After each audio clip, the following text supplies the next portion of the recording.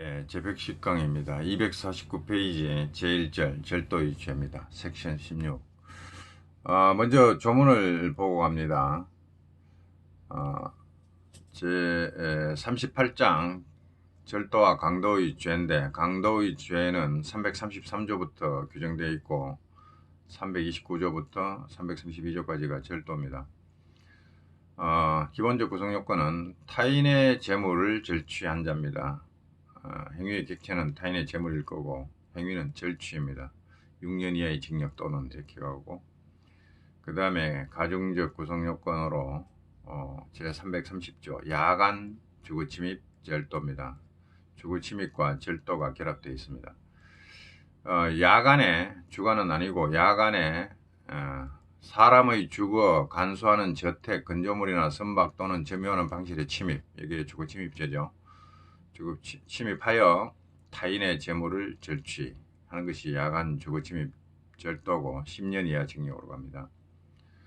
그 다음에 331조 특수절도 1항 2항이 있는데, 1항은 야간에 손괴입니다.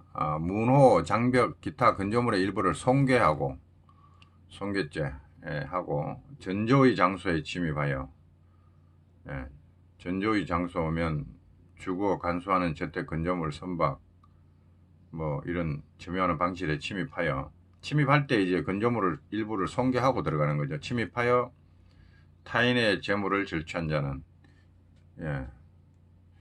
자, 이게 특수절도고 이때는 1년 이상으로 갑니다. 330조보다도 더 가중됐습니다. 제2항은 흉기를 휴대하거나 2인 이상이 합동하여, 이게 합동범인데 뒤에 설명이 나오죠. 흉기 휴대 특수절도, 그 다음에 합동범, 이것도 특수절도고 331조 제2항의 특수절도, 타인의 재물을 절취한 자입니다. 전항의 형과 같다. 1년 이상 이렇게 가고, 그 다음에 331조의 2입니다. 자동차 등 불법 사용, 권리자의 동의 없이 타인의 자동차, 선박, 항공기, 원동기, 장치, 자전거를 일시사용, 동의 없이 일시사용, 3년 이하 징역입니다. 그 다음에 332조는 상습으로 329조 내지 331조 2, 이 앞에 있는 범죄 전부 다 합니다. 상습으로 범한 자는 그 죄에 정한 형의 2분의 1까지 가중한다고.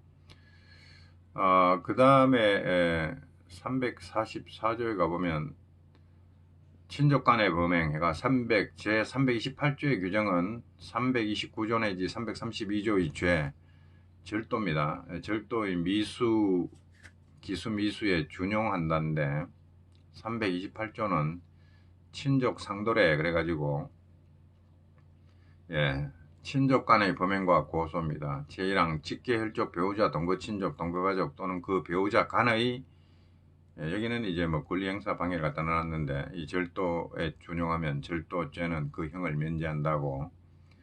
그 다음에 제2항, 제1항 이외의 친족 간에 절도에 준용하면 절도죄를 범한 때에는 고소가 있어야 공소를 제기할 수 있다. 이렇게 가고, 제3항, 전 2항의 신분관계가 없는 공범에 대하여는 전 2항을 적용하지 아니한답니다. 자, 규정은 이렇게 되어 있고, 이제 총설에 가서, 거기 1번 단락은 읽어보면 알고, 2번 단락에 이제 보호법익 가지고 논의가 있습니다. 논의의 요지는 이렇죠. 절도죄 보호법익이 소유권이다 라는 주장, 견해, 우리 교재 및 판례입니다. 그 다음에, 점유만 이것이 보호법익이라고 주장하는 견해, 그 다음에 소유권과 점유 둘 모두 보호법이다 이렇게 주장하는 견해가 있는데, 우리 교재는 1번이죠. 자, 이에 대한 논의가 나오는데, 이 부분을 비판을 합니다. 이 두 견해를 비판하는데, 그 2번 단락의 네 번째 줄에 동그라미 1번에 보면, 형법은 제323조에서 권리행사 방해죄를 따로 규정하여 소유권 이외의 물권을 보호하는 죄를 두고 있으므로 절도죄의 보호법익을 점유라고 해석할 여지가 없다 이렇게 비판을 해버립니다.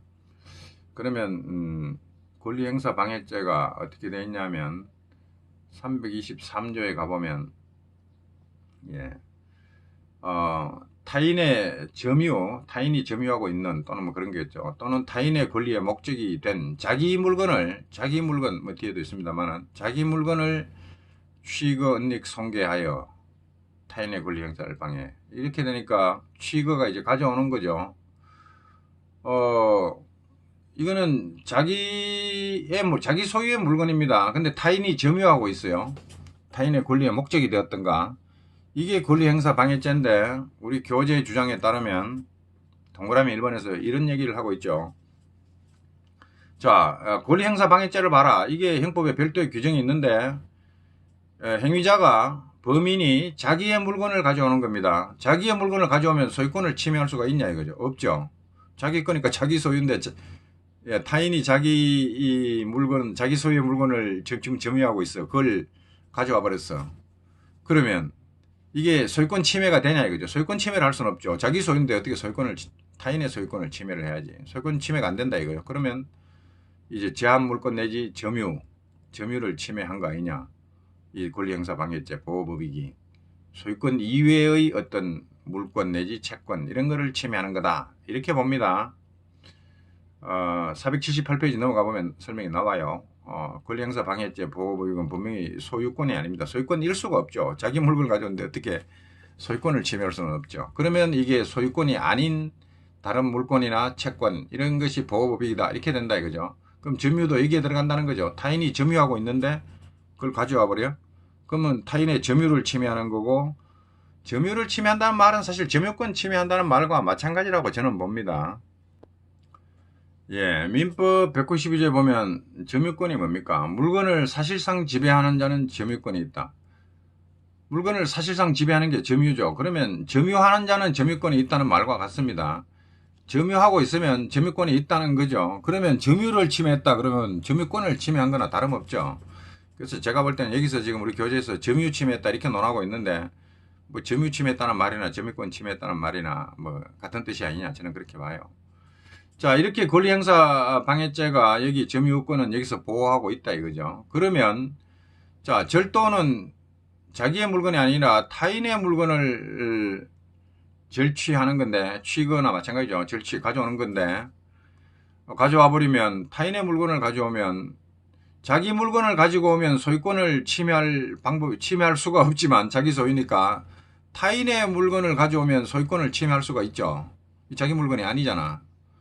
자, 그러면 이 권리행사 방해에서 점유를 보호법익으로 보호하고 있는데 만약에 이 절도, 이 타인의 물건을 들고 오는 것도 점유를 보호하는 것이라고 본다면 이거 규정할 때 이거 묶어서 한꺼번에 자기 물건이든 타인 물건이든 그냥 가지고 오면 절도다 이렇게 했을 거 아니냐 이거죠. 그렇죠. 이거를 별도로 이렇게 규정할 이유가 뭐냐 이거지. 이 절도의 보호법익도 점유에 불과하다 그러면 권리행사 방해 여기 규정할 때 자기의 이거 빼버리고 자기 물건이든지 뭐든지 간에 타인이 점유하고 있는 물건 들고 오면 권리행사 방해에 해당한다 이렇게 하든지 이걸 뭐 이름을 절도라 붙이든지 한꺼번에 다 규정해도 됩니다. 그렇죠. 이걸 이중으로 나눠가지고 여기 따로 이거 따로 자기 물건과 타인 물건을 구별해가지고 이렇게 규정할 이유가 뭐냐 이거요. 다 같이 점유권 보호하는 것 같으면 자기 물건이든 타인 물건이든 자기 빼버리고 물건 이래가지고 묶어가지고 여기서 한꺼번에 규정하면 될 거 아니냐 이거죠. 근데 이걸 나눠놓은 이유가 뭐냐 이거죠. 우리 교재 생각인 것 같습니다. 여기서 점유권을 보호했는데 타인의 물건으로 바꿔가지고 또 다시 규정하면서 절도죄란 걸 권리행사 방해와 구별해가지고 규정한 이유가 뭐냐 이거죠. 단순히 점유권만 보호하려면 여기다 뭉쳐놓지 왜 일로 들고 왔냐 분리시켰냐 이거죠. 따라서 이거는 점유만 보호하기 위해서 절도죄를 규정했다고 보기는 어렵다. 이런 주장 같아요. 그렇겠죠. 그런 주장으로 저는 이해했고 따라서 절도죄 보호법익을 점유만이다 이렇게 해석할 여지는 없다고 봐야 된다. 이런 주장을 하고 있는 걸로 보이고 그러면 좋다 이거야. 그러면 여기서 점유권을 보호하고 있냐? 그럼 여기서는 좋다. 소유권도 보호하고 점유도 보호하는 거다. 이렇게 보자라는 주장이 가능해진다. 그죠? 그건 가능하죠. 여기서 점유만 보호하고 있고 소유권 보호는 안 하고 있으니까 소유권 여기서 보호하고 있다. 오케이. 그래서 필요해서 분리시켰다. 소유권만 보호하냐? 하는 길에 점유도 같이 보호한다. 이거는 말이 되죠. 좋다. 이거 한번 논의해보자. 이제 이렇게 들어가는 겁니다. 좋다 그러면 3번 소유권과 점유를 둘 다 보호법익을 한다는 주장에 대해서 한번 논해보자. 이렇게가 이제 논의가 2번에 들어갑니다. 그래서 우리 교재는 이제 이렇게 설명을 하죠. 예, 여기 타인의 재물을 절취한 자, 이거는 타인이 점유하고 있는 뒤에 나옵니다. 어디냐 하면 251페이지 5번 단락에 행위의 객체에 가보면 타인이 점유하는 타인의 재물, 여기 타인의 재물이라고 썼지만 이 타인의 재물을 자기가 점유하고 있으면 절취할 수가 없어요. 횡령은 할 수가 있어요. 그러나 타인의 재물을 절취한다는 것은 타인의 재물을 타인이 점유하고 있을 때 절취할 수 있는 거고, 예, 그러면 행위의 객체가 타인이 점유하는 타인의 재물인데, 타인의 점유를 침해한다는 것은 타인이 점유하고 있는 재물, 즉 행위의 객체를 의미한다는 거죠. 타인이 점유하고 있다는 것은. 예, 그러면 점유라는 것은 절도죄에 있어서 행위의 객체다 이거지. 행위의 객체를 갖다가 그걸 보호법익으로 보면 되냐 이거죠. 그래서 우리 교재가 보호법익과 행위의 객체를 혼동한 결과 점유도 보호법익이라는 주장을 하고 있다, 이렇게 비판을 가하고 있는 겁니다. 자, 그 다음에 넘어가서 250페이지에 3번. 네. 그리고 절도죄에 있어서 타인이 점유하고 있는 타인의 재물, 타인이 점유하고 있다는 그 점유가 사실상의 재물 지배, 사실상 지배를 의미하는 것일 뿐이지 보호할 가치 있는 점유를 의미하는 거냐 이거죠. 타인이 점유하고 있는 타인의 재물을 절취하는데 그 점유가 보호할 가치가 있냐 없냐를 따질 필요가 있냐는 겁니다. 요하지 않는답니다. 보호할 가치 있는 점유인 걸 요하는 게 아니다 이거죠. 그냥 타인이 점유하고 있는, 그게 보호 가치가 있든 없든 그 타인이 점유하고 있는 타인의 재물을 절취하면 절도죄가 성립하는 거지, 그 점유가 보호할 가치가 있냐 없냐가 문제가 안 된다 이겁니다. 그럼 보호할 가치가 있는 점유인지 아닌지 문제가 안 되는 게 보호법익이 될 수 있냐 이거죠. 보호할 가치도 문제가 삼지 않는 게 어떻게 보호법익이 되냐, 이런 논리로 비판을 하고 있는 걸로 보입니다. 그래서 절도죄 결론은 절도죄의 보호법익은 소유권이고,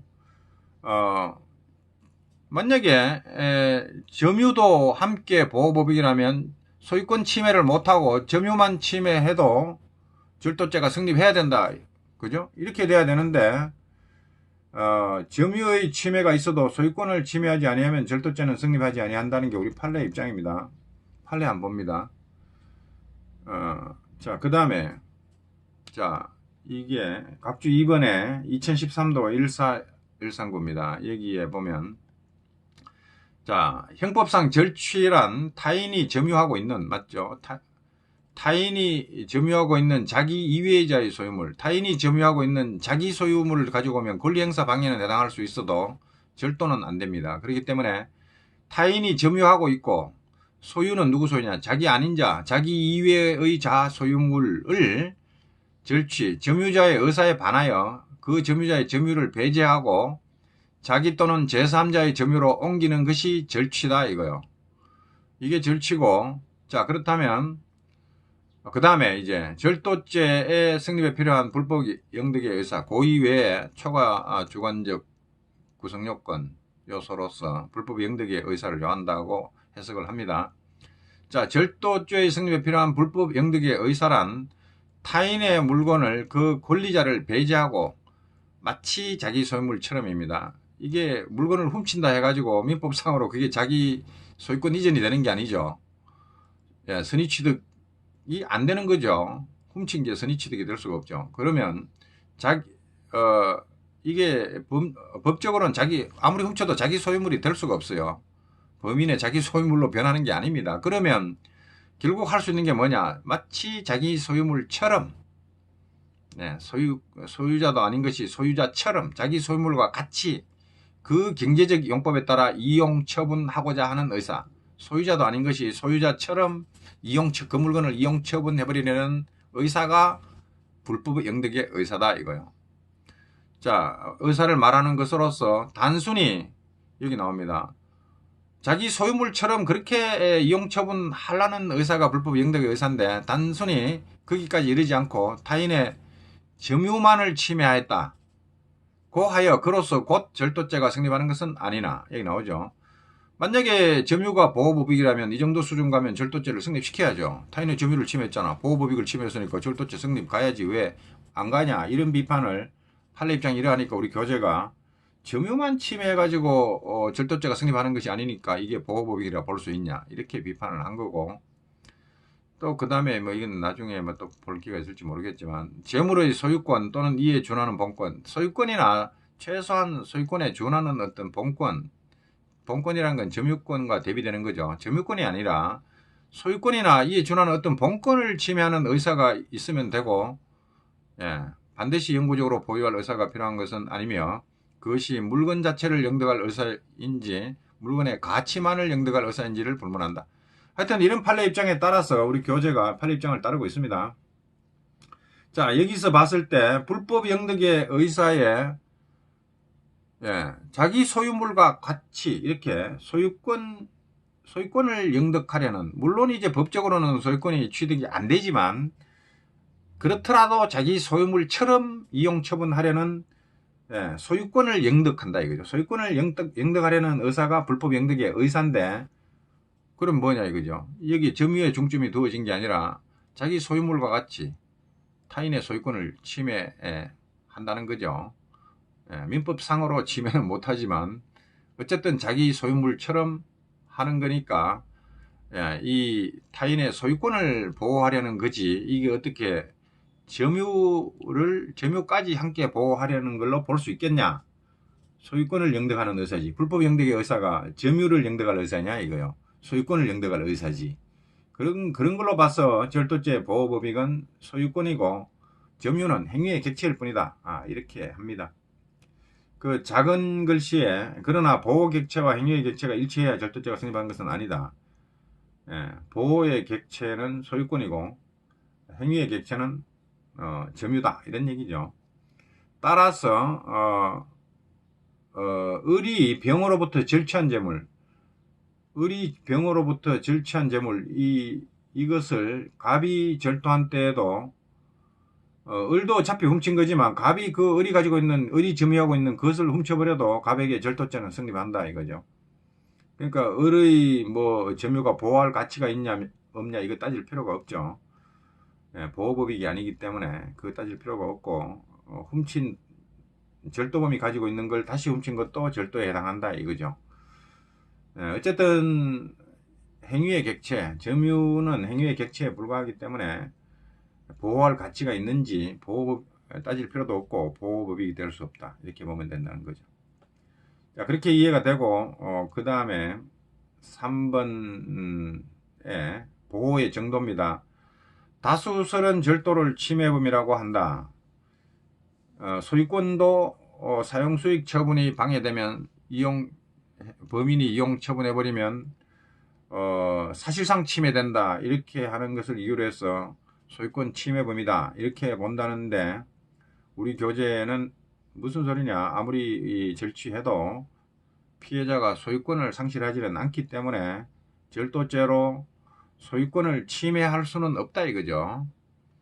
자기 소유물과 같이. 그래서 이제 다수설이 사실상 침해된 거 아니냐, 법률상이 아니고, 이렇게 주장하는 거고, 우리 교재는 소유권 침해가 안 된다. 그렇기 때문에 절도죄는 소유권에 대한 위헌범이다, 이렇게 봐야 된다, 이렇게 해석을 하고 있습니다.